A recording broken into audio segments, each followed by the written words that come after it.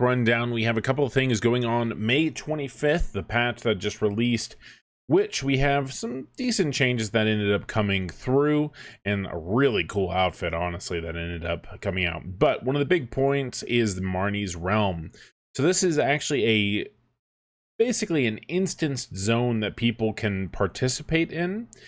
So it's the form of the mini server that they actually addressed in the Calpheon Ball, where a player is able to actually go into their own like little mini instance, so an uncontested area, for up to an hour. And then on top of that, there are going to actually be cash up items to improve or allow for a longer duration in this area. Now, as we can see here, this is exclusive to the Elvia monster zones right now. So this is going to be primarily used for like red orcs. It's going to be used for Bloody Monastery, which arguably are some of the most contested and focused on grind spots within BDO at this current time.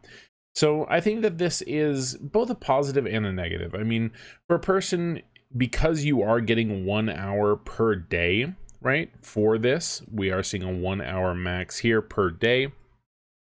It is kind of one of those things that a player who is casually playing the game, they don't want to go to a grind spot and then encounter a situation where they're just screwed over, right? Where they get contested and then they have to wait 10 minutes before they can really grind the spot that they want to. This will allow a much better experience for someone who has very little time to put into the actual grind and have it kind of isolated to themselves. Now, with it only being an hour, you know, it's not going to get you far ahead of like everyone and completely avoid all encounters with other people. But with BDO already feeling kind of more of like a single player game, in my opinion, as far as the PvE experience goes, I don't particularly like that this exists. I think it's good for more casual players, but for those who do invest more time into the game, I find Elvia is going to be a bit more rough. So actually, that's kind of interesting. So only access for Elvia monster zones on an Elvia realm server. So this is kind of interesting that they are specifying this. However, they expanded it to quite a bit more. So we actually see it for Polys, Blood Wolf, Sherikon, day. So they're not doing nighttime. Sulfur Mines, Piliku, Mansions, Forest Runner, Stars and Sicria, and Jade Starlight Forest. Wow, even Jade Starlight Forest. That's actually kind of interesting that they ended up deciding to expand it beyond Elvia servers as they had primarily mentioned. Now, let's see here. With this, adding new items to we've taken the approach of looking at the overall balance of items, since focusing on bolstering loot tables of zones that were slightly underwhelming. This expected in maintaining or slightly increased profits from defeating monsters. In case of Kadri, we which drop Blackstones and Rosar weapon boxes, decrease the drop rate of Rosar, increase the drop rate of Caphras. They did do that in the past as a whole, and so it looks like they are increasing the maximum item drop rate threshold to 400%, which is kind of crazy. So with that in mind, I mean, most people aren't going to be able to obtain this because you basically have to own a territory to achieve that, because generally speaking, you're looking at a 100% from your loot scroll, you're looking at a 20% from Kama Sylvia, you're looking at campsite buffs, which you can purchase up to 50%. And so with that in mind, and then like Arsha server giving an additional 50%, for the most part, I don't think that this will affect many things hardly at all within the game, unless you are already an extremely high-end individual. Means of obtaining greater item drop rate buffs than before. So Family Fame, interesting. Family Fame, so having multiple characters at higher level, having multiple characters like profession or professional with their professions, all of these things look to now also provide a drop rate buff. I do like this all in all. It seems like it's more so just improving on the players who put a lot of effort into the game to actually increase their general drop rates, but it does look like it is in more more or less not quite as popular zones. But it also incentivizes PvP under the premise that they want guilds to control specific areas. So that actually seems pretty decent as a whole. Let's see here. So Agris Fever offers the most efficient ratio. Spectre's Energy, higher loot Spectre's Energy, Caphras. Okay. Agris Fever monster zones. Interesting. So they ended up buffing. Oh, wow. They buffed Gyfin for Agris as well. That is huge. This is arguably the #1 location right now for grinding as a whole, alongside that of like Jade Starlight Forest and Orcs and Bloody Monastery.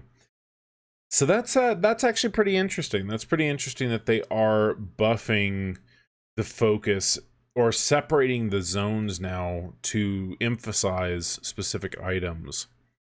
That is kind of interesting. Recommended AP, so they're going with different, or Spectre's Energy increases as a whole. Seems like they are adding that to more or less areas that people don't actively go to, or they're incentivizing it more so for like the potion grind or different treasure grinds that we're seeing. We're seeing it at Sulphur Mine, we're seeing it at Peleku, we're seeing it at like Shere Khan and like Blood Wolves. You know, all of these things, and like Forest Rhonaros and Manshams, all of these things are more so, I feel like, to incentivize or provide a better payout for people who are doing treasure item grinds in comparison. And then interesting, higher chance at Caphras for Manshams and Thornwood. Manshams was already kind of carried by its Caphras drops, so if this is actually getting increased even further, that's pretty interesting.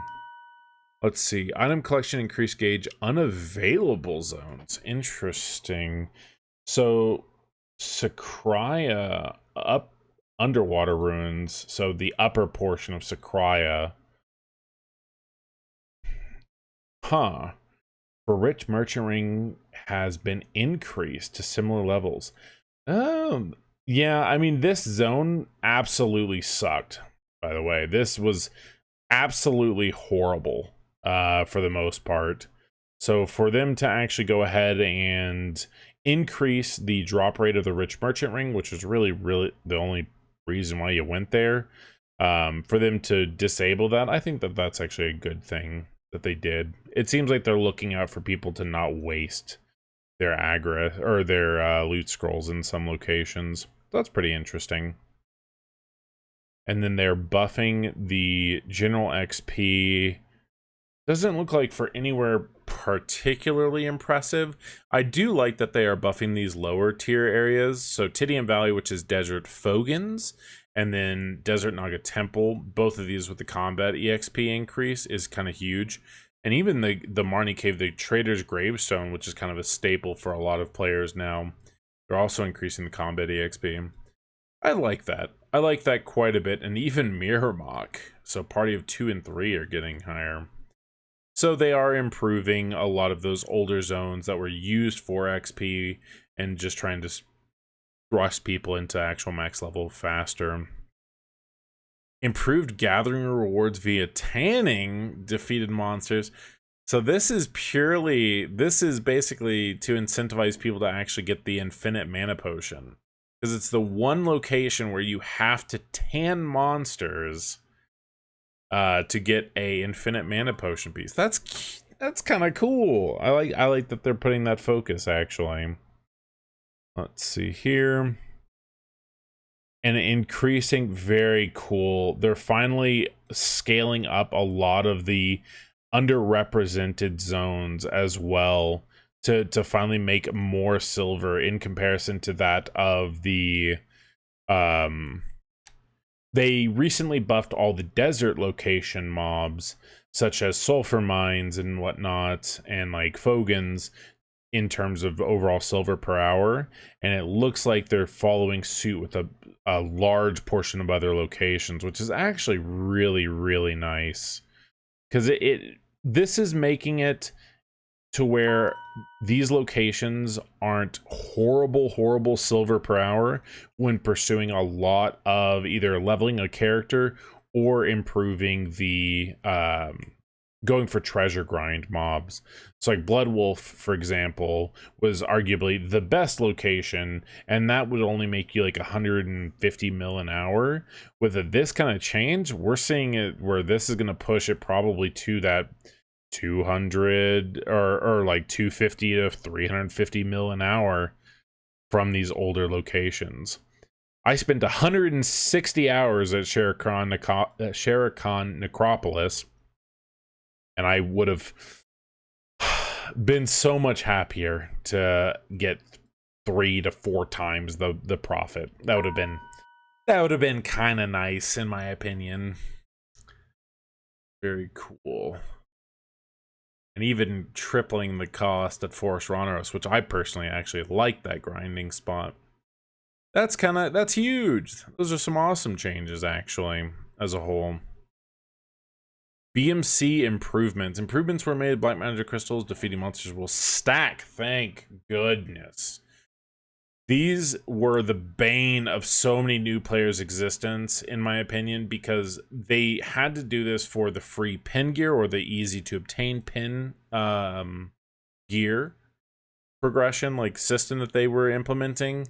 And then people didn't have a ton of inventory, you know, when they're newer to the game, right? We get so many inventory slots over time or from swiping. And so for them to do this, that's actually super nice. Let's see here. And as sealed black magic crystals.